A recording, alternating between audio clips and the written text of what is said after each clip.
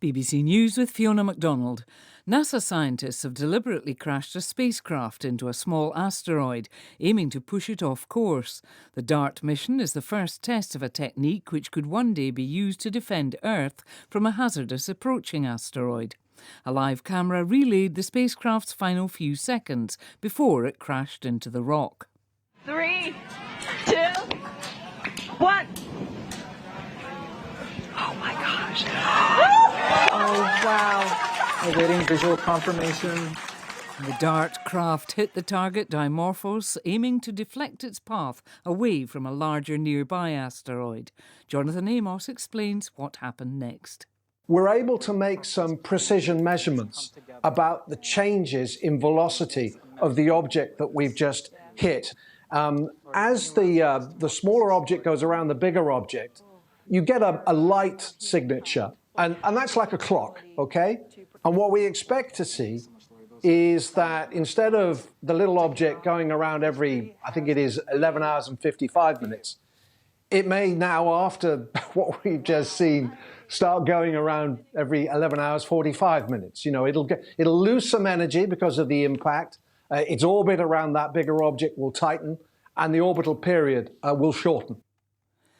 The UN Special Representative in Haiti has said an economic crisis, a gang crisis and a political crisis have converged into a humanitarian catastrophe in the country. Helen Lalim said Haiti was hitting new levels of desperation after 2 weeks of violent protests, triggered by the government's decision to end fuel subsidies.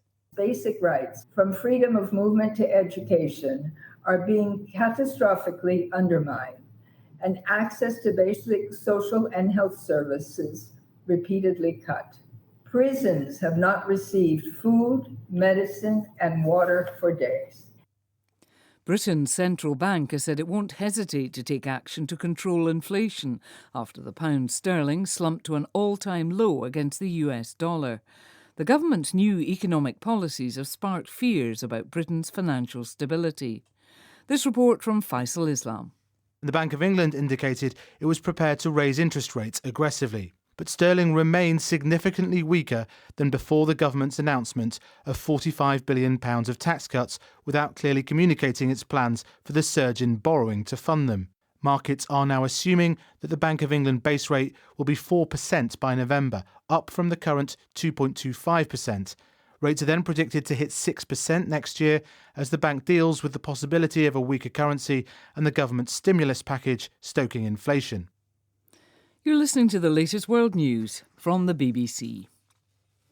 Forecasters are warning of flash floods and mudslides in western Cuba in the coming hours as Hurricane Ian makes landfall there. Emergency declarations have been made in 6 areas. Officials in Havana have prepared evacuation plans and organised relief supplies. The United States has warned Russia that it will impose further economic sanctions if Moscow annexes more territory in Ukraine. The White House spokeswoman said such sanctions would be swift and severe. The operator of the controversial Nord Stream 1 undersea gas pipeline from Russia to Germany has said it's looking into the causes of a drop in its pressure. The pipeline has not transported any fuel since the end of August.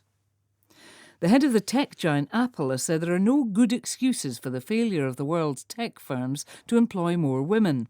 Tim Cook was speaking at the launch of a development programme for female app creators in the UK. Zoe Kleinman reports. Speaking on his first trip outside the US since the start of the pandemic, Tim Cook said there weren't enough women working for the world's tech firms, including his own $3 trillion business. According to Apple's own figures, last year 65% of its US workforce were men. Recruitment challenges include a lack of girls choosing to study tech subjects at school, but Mr. Cook called for everybody to be required to gain a working knowledge of coding by the time they graduated, and said that without better diversity, technology would not fulfil its potential to help humanity. A ceremony's been held to mark the full reopening of the border between Colombia and Venezuela after 7 years of closures. The first truck left San Antonio del Táchira on the Venezuelan side just after midday and crossed a bridge into Colombia. Border crossings have been restricted since 2015, but were blocked entirely 3 years ago when Colombia's then President Iván Duque pledged support to Venezuela's opposition leader. BBC News.